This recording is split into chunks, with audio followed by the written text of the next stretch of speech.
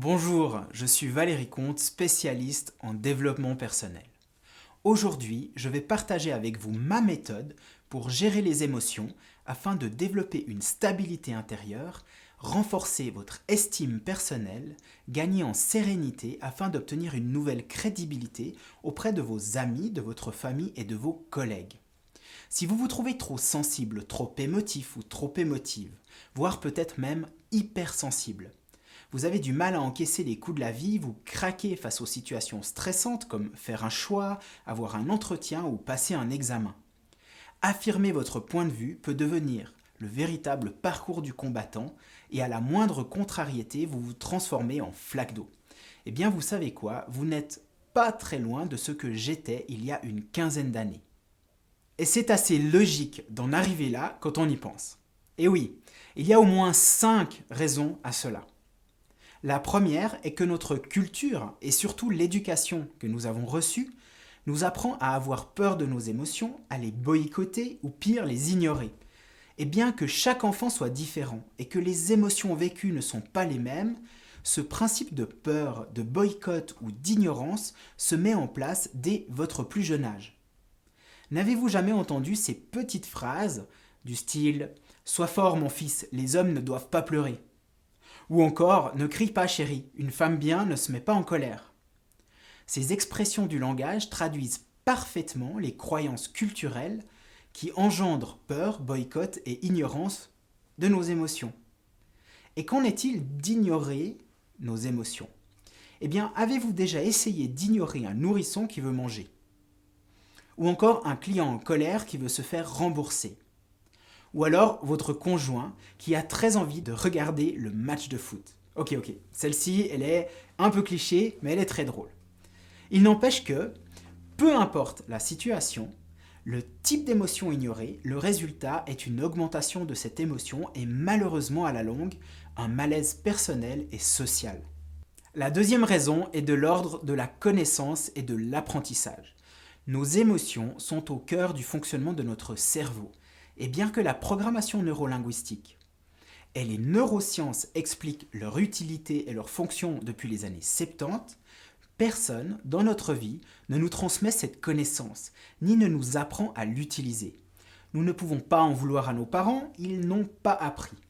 À l'école, aux études, nous apprenons à faire des mathématiques, à écrire le français ou alors toute autre langue.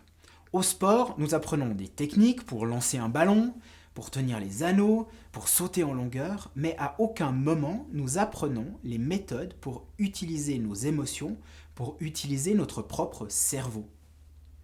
Ces deux premières raisons, de dimension culturelle et éducative, nous amènent à une troisième et une quatrième raison.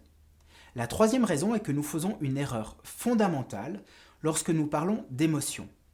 Nous voyons souvent les émotions négatives, peur, colère, tristesse, comme un problème, alors qu'il s'agit d'une solution.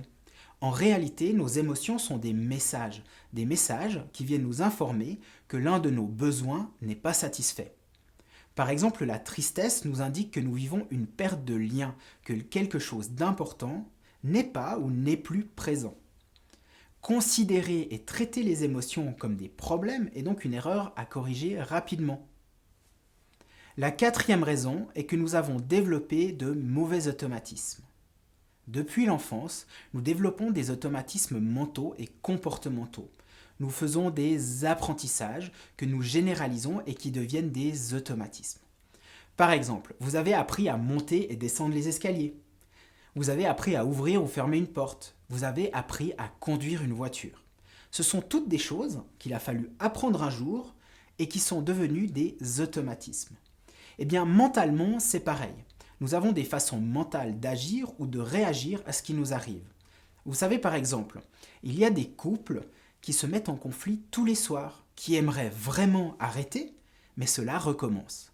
Ils ont développé des automatismes pour entrer en conflit. C'est pareil avec les émotions. Les premières raisons citées vont nous amener à créer de mauvais automatismes. Du coup, nous sommes dans l'impasse. L'impasse émotionnelle. Nous ne savons pas faire autrement. C'est un peu comme l'eau qui ruisselle toujours au même endroit. À force, elle crée un sillon elle ne peut plus sortir ou passer par un autre chemin. Bon, j'ai une bonne nouvelle, il est parfaitement possible d'apprendre à faire autrement, de développer un nouvel automatisme, un cercle vertueux. La cinquième raison est que notre cerveau et notre corps nous envoient ce que nous appelons des alertes émotionnelles. Ce sont les précurseurs de l'émotion. Ce sont par exemple une boule au ventre, des palpitations, des bouffées de chaleur, des tremblements. Trop souvent, nous ne les sentons pas. Nous ne les prenons pas en compte ou en tout cas pas assez rapidement. Et c'est cela qui va nous emmener vers la crise, le débordement. Donc, je viens de vous expliquer qu'il y a 5 raisons principales à ces débordements émotionnels et à l'incapacité de les gérer. 1. Notre culture et notre éducation nous apprend à avoir peur et ignorer nos émotions. 2. Nous n'avons pas appris, nous ne savons pas ce qu'elles sont et comment elles fonctionnent. 3. Nous les considérons trop souvent comme un problème. Et puis 4. Nous avons développé de mauvais automatismes, des cercles vicieux. Et 5. Nous ne prenons pas assez rapidement en compte nos alertes émotionnelles. Mais ce que je veux que vous reteniez, c'est que 1. Il est primordial de prendre en compte vos émotions, de cesser de les ignorer ou d'en avoir peur si vous désirez vous épanouir, maîtriser votre vie et développer votre confiance en vous. 2. Vous devez apprendre ce qu'elles sont, savoir décrypter le message qu'elles vous envoient pour ne plus les subir. 3. Vous devez les considérer comme une solution, une boussole, des indicateurs de la bonne direction à suivre. 4. Vous avez besoin d'apprendre de nouveaux automatismes. Entrez dans des cercles vertueux.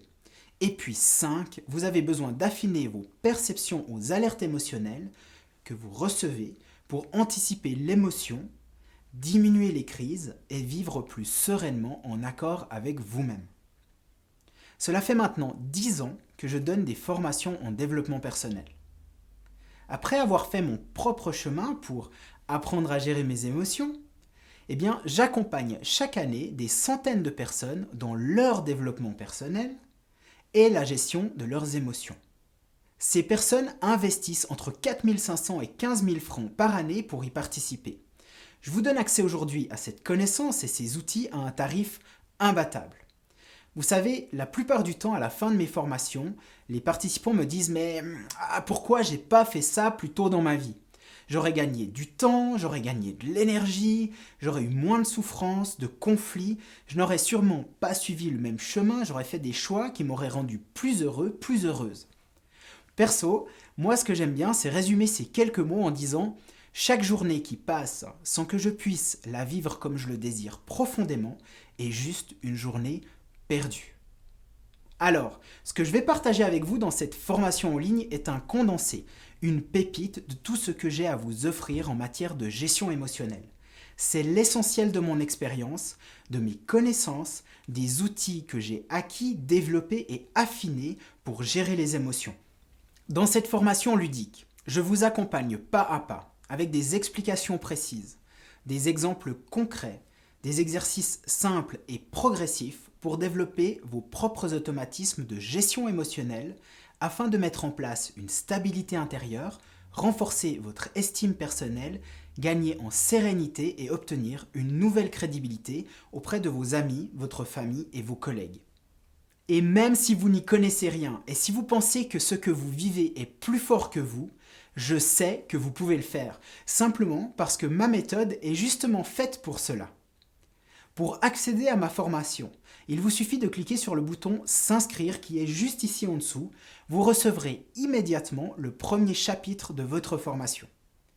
Dans cette formation, je vais vous apprendre les 4 façons de gérer vos émotions, comment fonctionne votre cerveau, votre système limbique et l'utilité de vos émotions, les besoins cachés derrière chacune de vos émotions et comment les satisfaire, comment affiner votre perception aux alertes émotionnelles et une méthode simple pour gérer et transformer vos émotions au quotidien. Je vais également vous montrer comment rentrer dans une dynamique d'évolution personnelle et de renforcement de l'identité, et bien plus encore. C'est votre meilleure chance d'obtenir un condensé exceptionnel de connaissances, de techniques concernant la gestion émotionnelle qui est normalement dispensée dans de longues formations en psychologie. C'est aussi une façon d'apprendre et de pratiquer à votre rythme sans perdre de temps et dépenser des fortunes en déplacement. Il vous suffit de cliquer sur le bouton « S'inscrire » juste ici en dessous. Vous accédez directement au formulaire d'inscription et au système de paiement.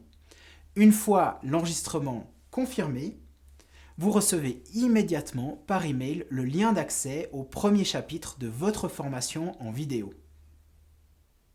Allez, je vous retrouve dans quelques minutes et je vous accompagne avec plaisir dans votre développement personnel.